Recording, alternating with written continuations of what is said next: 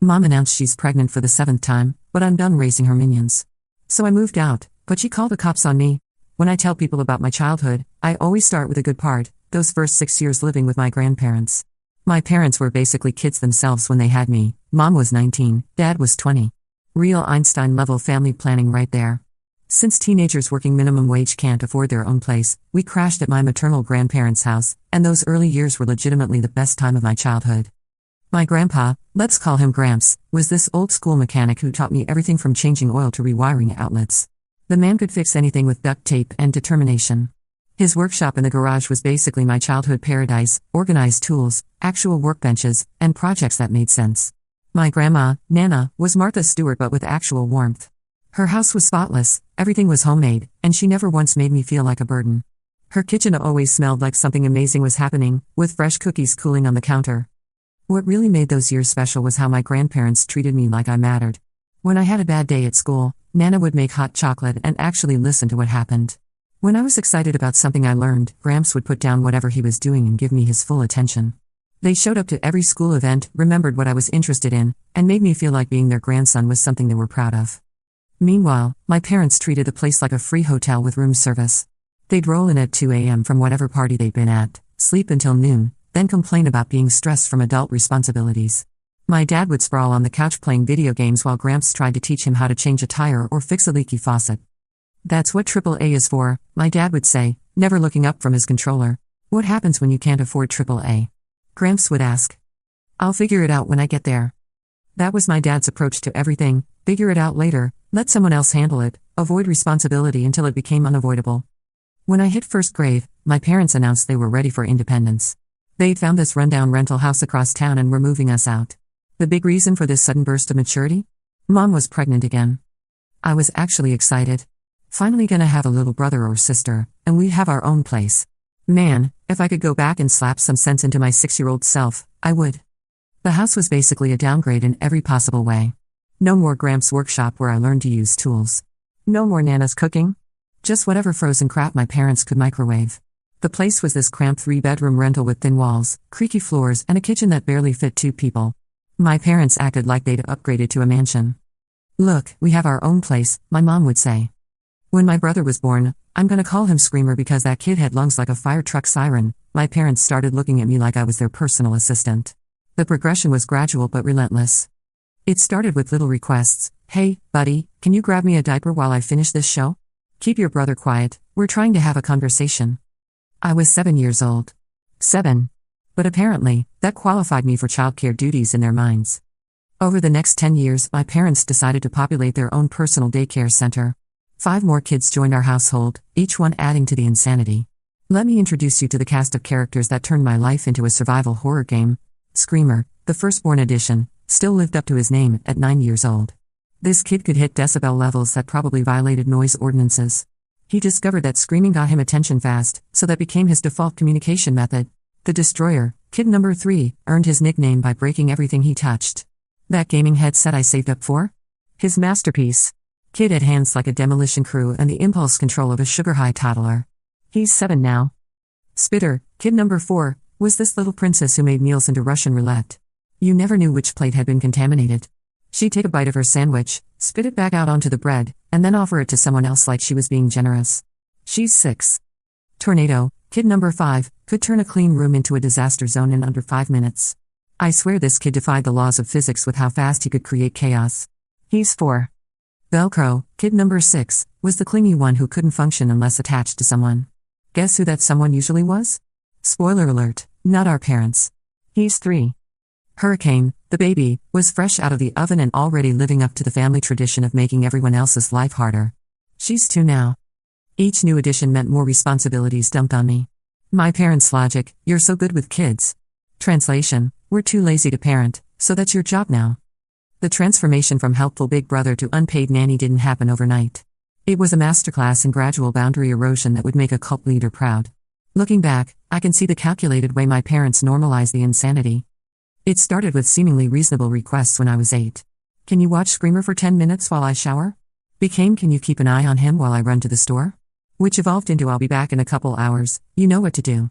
By the time I was 10, entire weekends disappeared into childcare duty.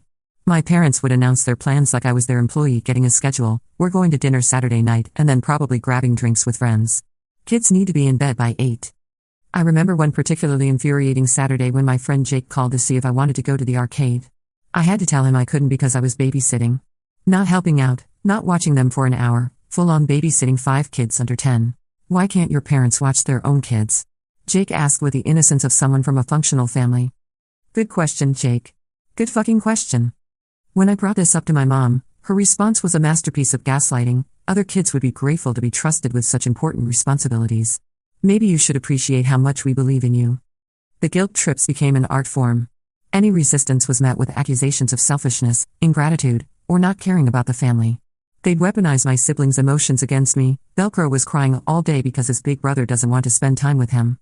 Meanwhile, my parents' idea of quality time with their own children was parking them in front of the TV while they scrolled through their phones. But somehow, I was the selfish one for wanting a social life. The impact on my education became increasingly severe as the years went on. Parent-teacher conferences became exercises in creative fiction as my parents explained away my declining performance. He's just not applying himself, became their standard line. Never mind that I was falling asleep in class because I'd been up until 2 a.m. with crying babies. Never mind that I couldn't complete homework because I was too busy helping 5 kids with theirs. I'll never forget the conversation with my 8th grade math teacher, Mr. Rodriguez. He pulled me aside after class one day because I'd failed another test. What's going on at home? He asked. You used to be one of my best students. I wanted to tell him everything. About the sleepless nights, the constant chaos, the way my parents had essentially checked out of parenting. But how do you explain that to an adult? Who would believe that parents would voluntarily turn their teenager into a third parent? Just having trouble focusing, I mumbled. Mr. Rodriguez looked concerned. If there's something affecting your ability to do schoolwork, we can talk to the guidance counselor about getting you some support. Support. Right. Like there was a support group for kids whose parents had outsourced their responsibilities. The missed opportunities started piling up. Science fair? Couldn't participate because it was the weekend and my parents had plans. School play auditions? Couldn't stay after school because someone had to pick up the kids. Academic decathlon team? The practices conflicted with my unofficial shift as head of household. Each missed opportunity felt like a door closing on my future. While other kids were building college-worthy resumes, I was building experience as an unpaid domestic worker. The social consequences were devastating. Having friends became nearly impossible when you're essentially a single parent to 5 kids. Spontaneous plans? Forget it. Weekend hangouts? Only if my parents didn't have plans, which they increasingly did. I watched my social circle shrink as friends stopped inviting me places. Who wants to hang out with someone who's always canceling last minute because of family obligations? The few friends who stuck around started treating me like I was some kind of tragic figure. Dude, why don't you just tell your parents no? My friend Marcus asked after I had to bail on his birthday party. Easy for him to say. Marcus's biggest responsibility was taking out the trash once a week. He had no concept of what it was like to have 6 people depending on you for basic survival while 2 adults played house. The isolation was particularly brutal during my sophomore year.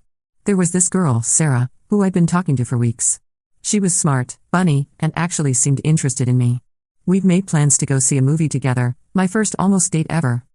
2 hours before I was supposed to pick her up, my parents announced they were going to a friend's wedding reception. It's last minute, but Jenny had a couple cancel. We can finally go out for once. But I have plans, I said, desperately hoping they'd remember that I was a human being with my own life. Plans change. Family comes first, my dad said, not even looking up from his phone. I had to call Sarah and cancel. The embarrassment was crushing. How do you explain to a girl you like that you can't go out because you have to babysit your siblings? It sounds like the lamest excuse ever, even when it's true. Sarah was understanding about it, but things were never the same between us after that. She started talking to Derek Martinez, who had the luxury of being available when she wanted to hang out. Derek's biggest worry was whether his parents would let him borrow the car, not whether he'd be stuck changing diapers all weekend. What made the situation even more infuriating was how our extended family not only normalized but actively encouraged the dysfunction. Family gatherings became showcases for how responsible and mature I was compared to other kids my age. Look how good he is with all the little ones, my Aunt Karen would gush to anyone who'd listen. You're so lucky to have such a helpful oldest child. Lucky. Right. Uncle Mike, Karen's husband, would pat my dad on the back like he'd accomplished something impressive. You really raised him right? Kids these days don't know what responsibility looks like. The irony was lost on everyone except me and eventually Paul, my mom's nephew who was close enough in age to see through the bullshit. Paul was about 7 years older than me, and unlike the rest of the family, he'd actually paid attention to what was happening. During one particularly chaotic Christmas gathering, Paul watched me wrangle all 6 kids while my parents socialized with drinks in hand. He pulled me aside later. "This isn't normal, you know," he said quietly. "What do you mean?" "I mean, you're doing all the work while they act like guests at their own kid's party. When's the last time you got to just be a kid at a family gathering?" I couldn't remember. At every family event, I was automatically assigned to kid duty while my parents enjoyed themselves. It had become so normalized that I'd stopped questioning it. Paul started paying closer attention after that conversation. He'd notice when I disappeared during family gatherings to change diapers or break up fights. He'd see me fall asleep on the couch because I'd been up all night with whoever was going through a sleep regression phase. Most importantly, he started calling it out. "Where are their parents?" He'd ask loudly when chaos erupted, and I automatically moved to handle it. "He's got it under control," my mom would say dismissively. "That's not the point. They're not his kids." The family would get uncomfortable when Paul pointed out the obvious. It disrupted their carefully constructed narrative that this was just normal family dynamics. There were several moments over the years when I almost snapped completely. Times when the weight of responsibilities I never asked for became too much to bear.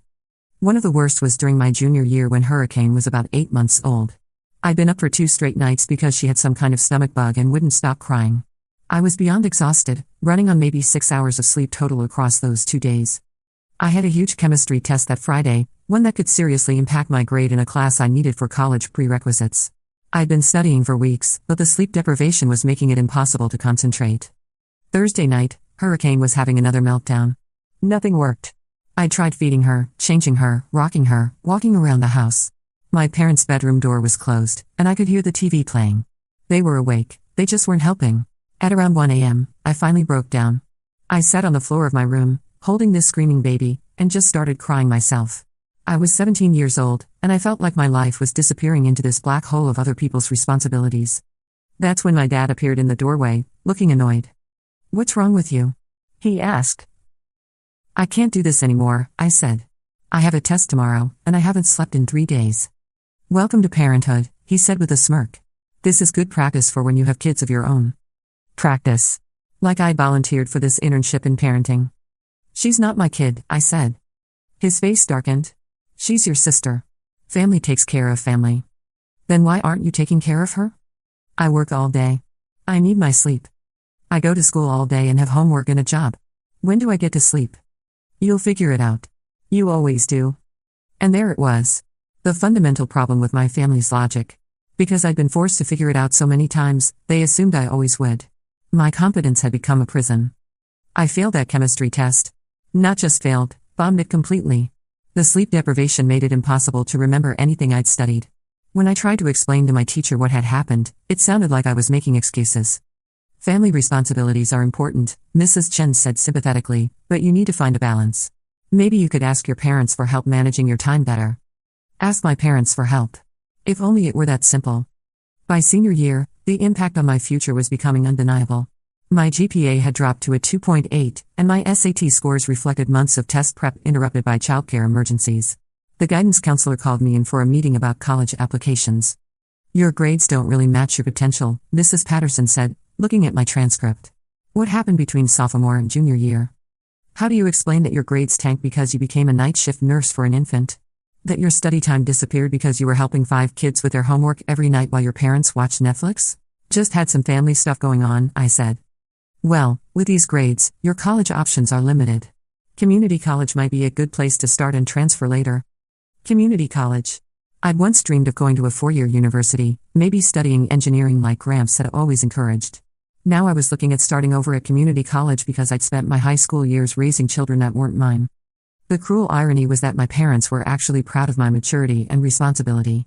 They'd brag to other parents about how independent and capable I was, never acknowledging that they'd stolen my adolescence to create that maturity. "He's going to make such a great father someday," my mom would tell people. "He's had so much practice." Practice I never asked for. A childhood I never got to have. The moment I truly understood how fucked up my situation was came during a conversation with my friend Tyler's dad. Tyler and I were working on a group project at his house, and I mentioned I needed to leave early to pick up my siblings from school. "Don't your parents usually handle that?" Mr. Johnson asked. "They're at work," I said automatically. "What time do they get home?" "Around 6, usually." Mr. Johnson looked confused. So you're responsible for after-school care for 6 kids, every day? When he put it like that, it sounded insane even to me. I guess, yeah. Wow. That's a lot of responsibility for a teenager. Tyler looked embarrassed for me. Dad, it's just how their family works. But Mr. Johnson wasn't letting it go. How do you manage homework and sports and everything else teenagers do? I don't really do sports, I admitted. What about college prep? SAT tutoring? Extracurriculars? Each question felt like a spotlight on everything I was missing. Normal teenage experiences that other kids took for granted were impossible luxuries in my world. That night, I went home and really looked at my life. I was 18 years old and had never been to a school dance, never played a sport, never joined a club, never had a real girlfriend, never gone to a friend's house just to hang out without worrying about getting home for kid duty. I'd been so busy being the third parent that I'd forgotten to be a kid. The 7th pregnancy announcement didn't come out of nowhere. There had been signs that my parents were gearing up for another round of baby making. Hushed conversations that stopped when I entered rooms. My mom suddenly being more interested in my plans for after graduation. You'll probably want to stick around for a year or 2 before college, she'd say casually. Help us get settled into a new routine. New routine. Code for we need you to raise this baby too. When they finally made the announcement during that family meeting, the looks on my siblings' faces said everything. Even they understood that another baby meant more chaos, more noise, more competition for attention that was already spread too thin. But what really sealed my decision to leave was the conversation I overheard later that night. My parents thought I was asleep, but their voices carried through the thin walls. Think he'll be okay with it? My dad asked. He doesn't really have a choice, my mom replied. Where's he gonna go? He can't afford his own place. Good point. And honestly, he's better with babies than we are at this point. They were planning my life like I was their employee, not their son. Banking on my inability to leave, confident that I'd just accept this new burden like I'd accepted all the others. That's when I knew I had to go. By the time I was 16, my parents made a decision that still makes my blood pressure spike. When Hurricane was born, instead of putting the crib in their room like normal humans, they stuck it in mine. Their justification, you're so good with babies, and we really need our sleep for work. So at 16, I became a single dad to my infant sister.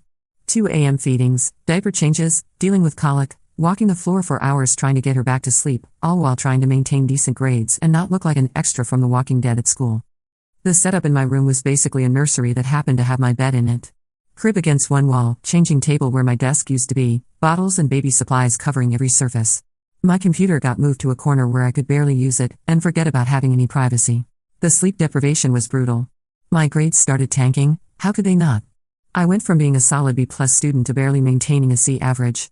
When my guidance counselor called home about my dropping GPA, my mom's response was classic. Oh, he's just going through a rebellious phase. You know how teenagers can be. He stays up too late playing video games probably. Video games. Right. Because I had so much free time. Last month, my parents decided to drop their atomic bomb during a family meeting. We have exciting news, my mom announced like she was revealing winning lottery numbers. I knew. I just knew what was coming. We're having another baby. Number 8.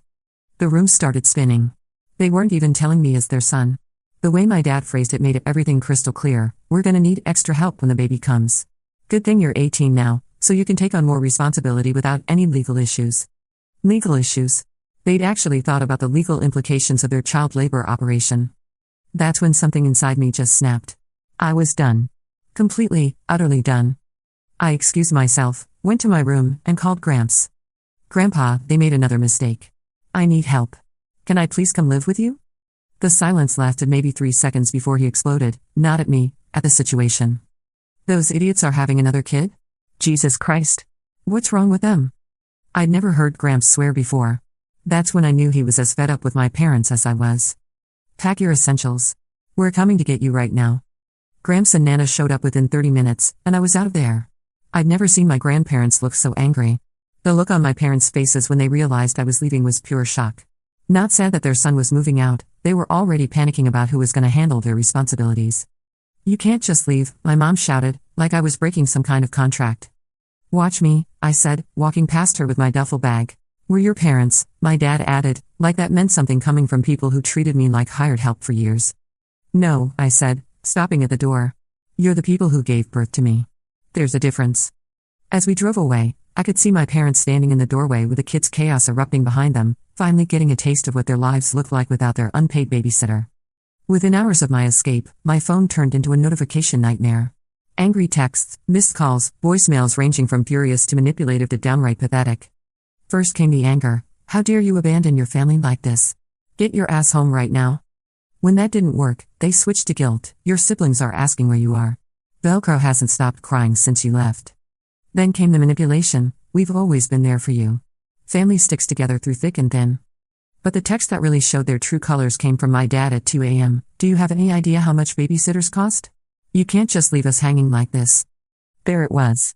Their real concern wasn't losing their son, it was losing their free childcare. They actually called the police twice.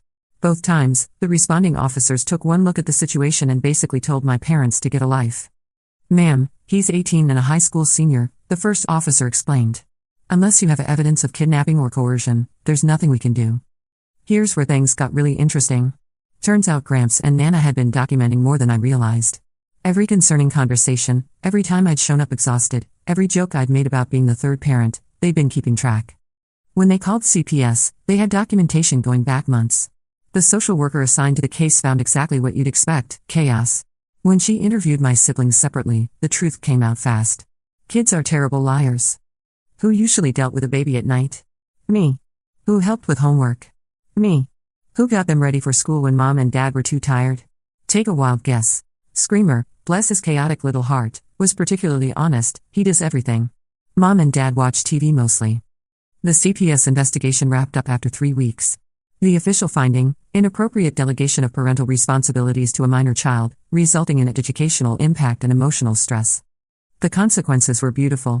Mandatory parenting classes, required childcare education, 6 months of supervised visits from a family caseworker, professional childcare requirement for date nights, written acknowledgement of my rights.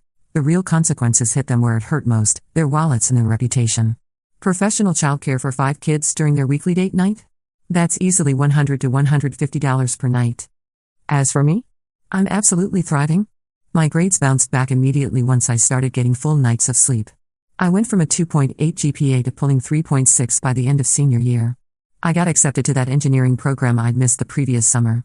My college applications are looking solid, and I've even got a part-time job at Gramps' buddy's auto shop, real work that pays actual money. Revolutionary concept. The relationship with my parents is permanently damaged, but honestly, I'm good with that. Some of my siblings started asking questions about why I left. Screamer asked Mom why I had to take care of Hurricane at night when that was parent stuff. My mom's response, families have to help each other. But Screamer, not satisfied with vague answers, shot back, but why didn't you help him with his homework like he helped us? Out of the mouths of babes. The best part? My parents are finally learning what it actually takes to raise 7 kids. During one family gathering, when someone asked about the babysitting costs, my cousin Paul's response was perfect. Welcome to what actual parenting costs. Most people figure that out before having 7 kids. Looking back, I realized this story isn't just about escaping a toxic family situation, it's about recognizing when you're being exploited and having the courage to stand up for yourself, even when the people doing the exploiting are supposed to love and protect you. My parents turned parentification into an art form, gradually increasing my responsibilities until I was essentially a third parent in the household. They justified it as building character and family responsibility, but the reality was that they were too lazy and selfish to raise their own children. The most important lesson I learned is that family isn't about blood, it's about how people treat you. My grandparents showed me what real family looks like: support, encouragement, and unconditional love that doesn't come with strings attached. They invested in my future instead of exploiting my present. Now, as I prepare for college and my actual adult life, I'm grateful for the experience in a weird way. It taught me responsibility, sure, but more importantly, it taught me my own worth. I learned that I deserve to be treated with respect, that my education and future matter, and that I don't owe anyone my life just because they gave birth to me. My story has a happy ending because I had advocates in my grandparents and cousin Paul. Not everyone in similar situations is so lucky. If you're reading this and recognize yourself in my story, know that what's happening to you isn't normal, it's not your fault, and you deserve better. Sometimes the bravest thing you can do is walk away from people who don't value you, even if they share your DNA. Sometimes the family you choose is better than the family you're born into.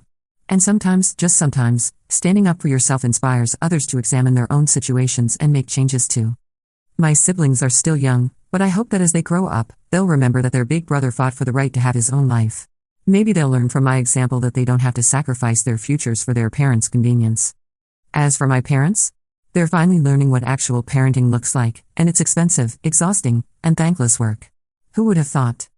The irony isn't lost on me that they spent years telling me I needed to be more grateful for what they provided, when the reality was that I was the one providing for them: unpaid labor, free childcare, and a convenient scapegoat for their own failures as parents. But that chapter of my life is closed now. I'm writing a new one, and this time, I'm the author.